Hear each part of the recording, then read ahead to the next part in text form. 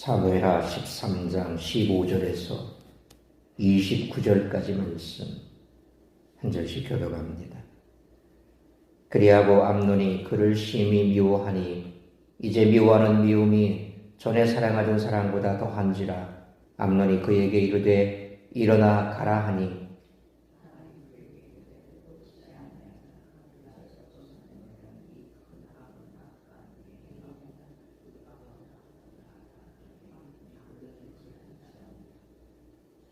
그가 부리는 종을 불러 이르되 이 계집을 내게서 이제 내보내고 곧 문빗장을 지르라 하니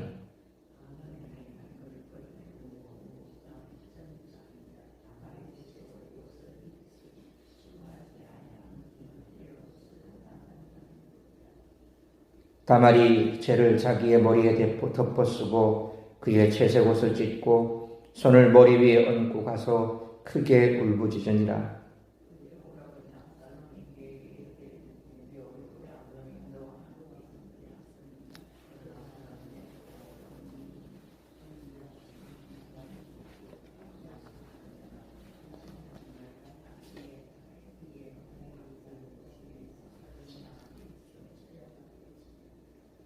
다윗 왕이 이 모든 일을 듣고 심히 노하니라.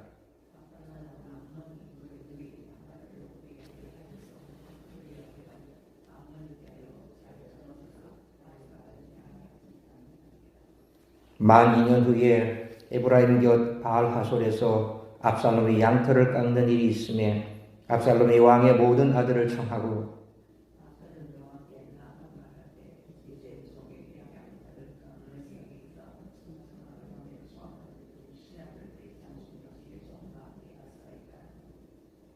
왕이 압살롬에게 이르되 아니라 내 아들아 이제 우리가 다 갈 것 없다. 내게 누를 끼칠까 하노라 하니라. 압살롬이 그에게 간청하였으나 그가 가지 아니하고 그에게 복을 비는지라.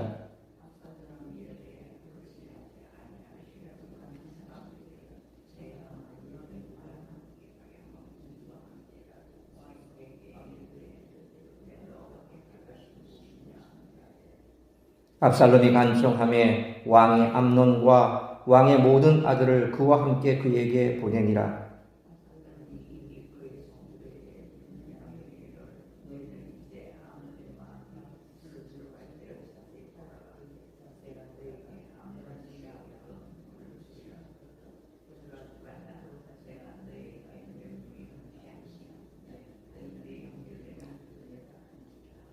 (29절) 같이 읽습니다.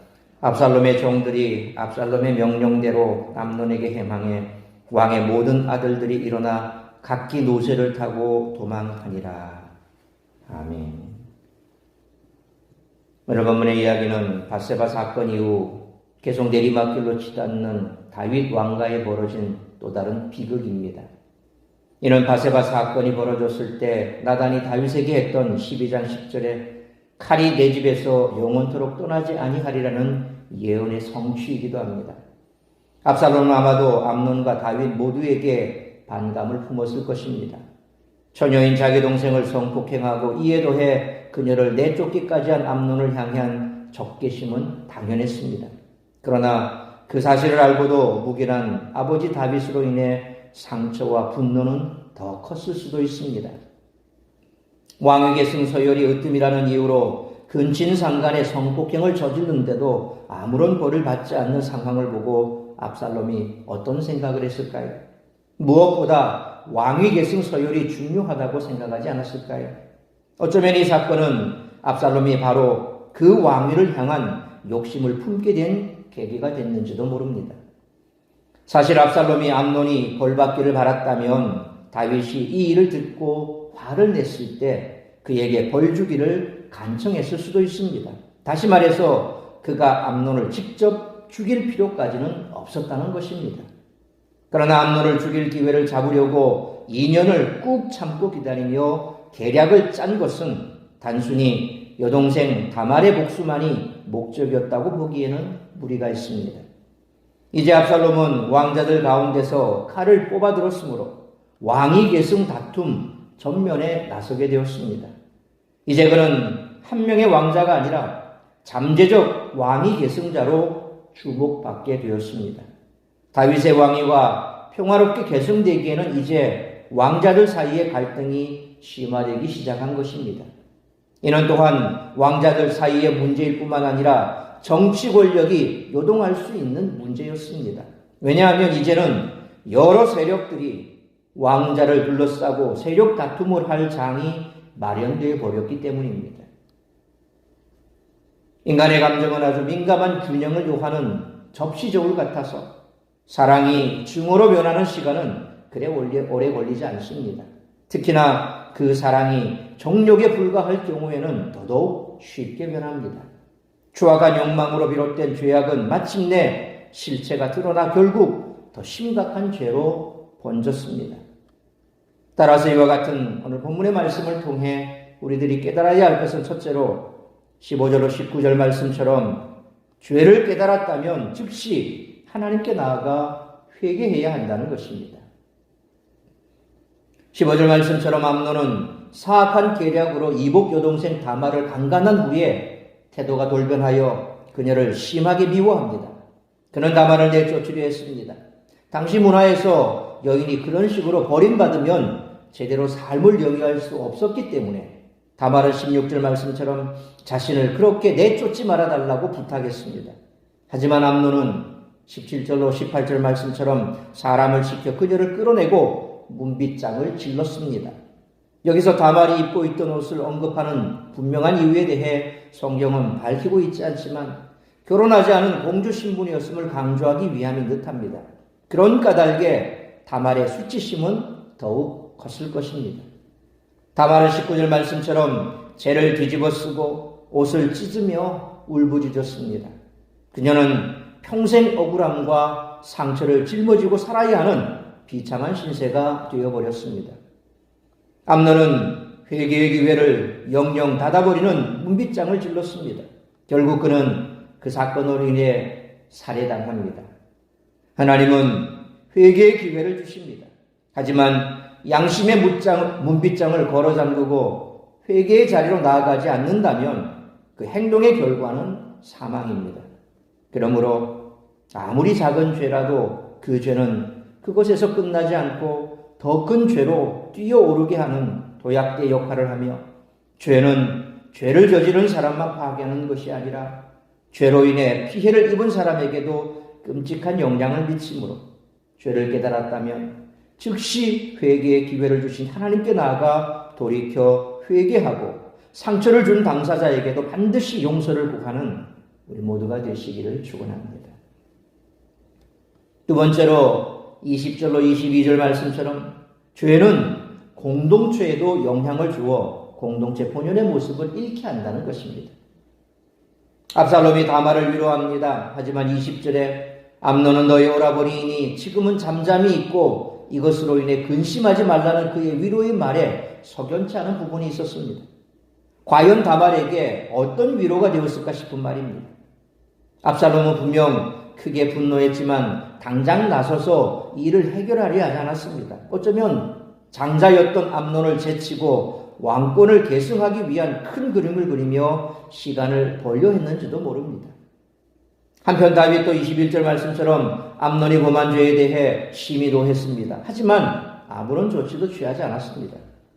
이 압살롬도 22절 말씀처럼 암논에게 잘잘못을 따지지 않았습니다. 그러나 암논이 자기 동생을 욕보인 일 때문에 그는 암논을 미워하고 있었습니다. 아마도 다윗이 암논이 범한 죄에 대해 아무런 조치를 취하지 않은 것은 그 일을 문제 삼으면 곧 자신의 치부가 다시 드러나게 되리라 생각했기 때문인지도 모릅니다. 그러나 이때 다윗이 나서서 암논을 처벌했다면 압살롬이 암논을 살해하는 비극은 일어나지 않았을지도 모릅니다. 이처럼 죄는 또 다른 죄를, 더더욱 큰 죄를 낳고 결국 걷잡을 수 없는 비극을 불러올 뿐만 아니라 공동체에도 영향을 주어 공동체 본연의 모습을 잃게 합니다. 그러므로 교회 안에서 발생하는 죄에 대해 교회는 교회의 본의로 징계하고 성도는 그 징계를 회개의 기회로 잘 받아들일 수 있는 건강한 공동체를 만드는 우리 모두가 되시기를 축원합니다. 세 번째로 23절 29절 말씀처럼 하나님의 공의를 믿는다면 원수 갚음을 하나님 손에 맡겨야 한다는 것입니다. 23절 말씀처럼 압살롬이 암논 살해를 계획하는 가운데 2년의 시간이 흘렀습니다. 24절 말씀처럼 당시 이스라엘에서 양털을 깎는 행사는 축제였는데 압살롬은 왕자들과 다윗 왕과 신하들을 초대했습니다. 그런데 다윗은 25절 말씀처럼 압살롬의 초청을 완곡히 거절했습니다. 대신에 압살롬을 축복했습니다. 그러자 압살롬은 26절 말씀처럼 본심을 드러냅니다. 다윗이 가지 않는다면 그를 대신해서 왕위 계승 서열 우선순위에 있는 암논을 보내달라고 청했습니다. 이미 둘 사이에 껄끄러운 관계를 알고 있던 다윗은 그럴 필요가 있느냐라고 반문했지만 압살롬은 27절 말씀처럼 다윗에게 계속 간청했습니다. 그래서 다윗은 어쩔 수 없이 암논을 축제에 보내는 대신에 다른 왕자들도 함께 보냈습니다. 28절로 29절 말씀처럼 압살롬이 배설한 잔치에 암논이 술에 취하자 압살롬은 종들을 시켜 암논을 살해합니다. 그 자리에 있던 모든 왕자들은 자기 노새를 타고 도망갔습니다. 어쩌면 이 사건은 왕위 계승의 가장 큰 라이벌이었던 암논이 자신의 이동성을 강간했으니 그를 제거할 더할 나위 없는 명분이 있었는지도 모릅니다. 하지만 어떤 핑계를 대도 암논을 살해한 것은 명백한 살인죄이자 하나님을 멸시하는 행동이었습니다. 하나님은 공의로우시며 그 행위대로 갚으시는 분이십니다. 하나님의 공의를 진정 믿는다면 자신이 나서서 복수하기보다는 하나님의 손에 맡겨야 합니다. 압살롬이 왕자를 차지하기 위해 그런 일을 벌였다면 그 또한 하나님을 멸시한 행동입니다. 이스라엘의 왕은 오직 하나님께 기름 부음 받은 자여야 하기 때문입니다. 개인의 욕망을 가볍게 여기지 마시기 바랍니다. 이렇게 큰 파국을 불러올 수 있다는 것이 사람의 정욕입니다. 그러므로 하나님의 공의를 진정 믿는다면 자신이 나서서 복수하기보다는 하나님 손에 맡기는 우리 모두가 되시기를 축원합니다. 사랑하는 성도 여러분, 야고보서 1장 15절 말씀처럼 욕심은 죄를 낳고 죄는 사망을 낳습니다. 정욕은 하나님을 두려워하지 않는 마음에 무분별하게 자랍니다. 우리가 완곡하게 거룩한 삶을 살 수는 없어도 하나님이 돌이킬 기회를 주실 때 그것을 잡을 수도 있습니다.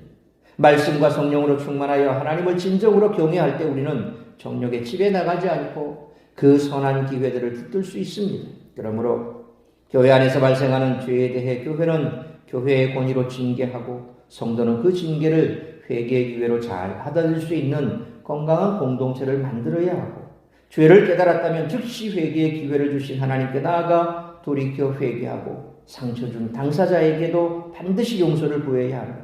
자신이 나서서 복수하기보다는 하나님의 손에 맡기는 우리 모두가 되시기를, 그래서 개인이 또 교회가 아름다운 믿음의 공동체로 만들어가는 데 힘쓰는 우리 모두가 되시기를 주님의 이름으로 축원합니다.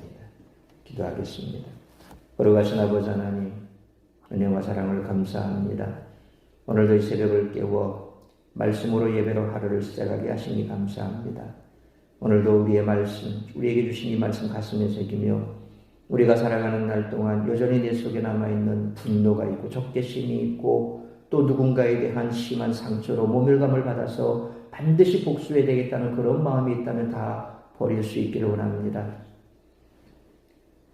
복수는 우리 손에 있는 것이 아니라 하나님 손에 있습니다. 그러므로 오늘 압살롬이 때를 기다리며 암논을 살해했던 것처럼 악은 또 다른 악을 낳고 결국 그 아는 악은 결국 사망을 낳을 수밖에 없다는 사실을 잊지 않기를 원합니다.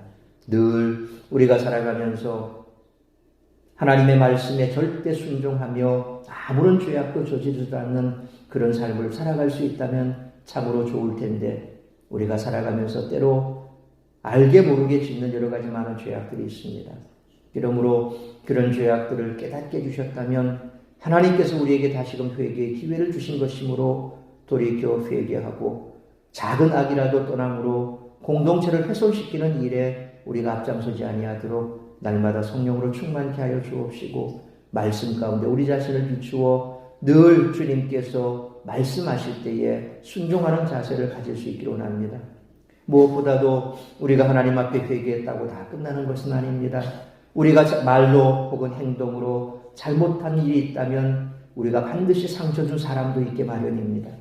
그래서 우리가 하나님 앞에 회개한 것으로 끝날 것이 아니라 상처 준 당사자에게도 가서 용서를 구하고 화해할 수 있는 그런 우리의 모습을 보일 수 있기를 원합니다. 그리함으로 교회 안에서건 교회 밖에서건 우리로 말미암아 상처받은 자로 인하여 그 상처받은 자가 또 다른 자에게 상처를 주거나 그 일로 인하여 더 큰 문제가 생기지 아니하도록 늘 조심하고 말에나 행동에나 항상 조심할 수 있는 우리 성도들의 삶이 될 수 있도록 은혜를 베풀어 주옵소서. 오늘 이 한 달도 우리가 말씀 안에 머물며 주님 안에 머물며 은혜 안에 머물며 누군가에게 죄를 짓고 상처 주는 일이 없고 또한 우리가 오히려 하나님의 놀라운 그 은혜를 세상 가운데 드러내고 하나님의 살아계심을 나타내는 오늘도 나를 통하여 이루고자 하는 하나님의 뜻만을 이루어드리는 그런 복된 한 날의 삶을 살아가는 우리 모든 성도들이 될 수 있기를 간절히 빌고 소원하오니 이 모든 말씀 우리 주 예수 그리스도의 이름으로 기도하옵나이다. 아멘.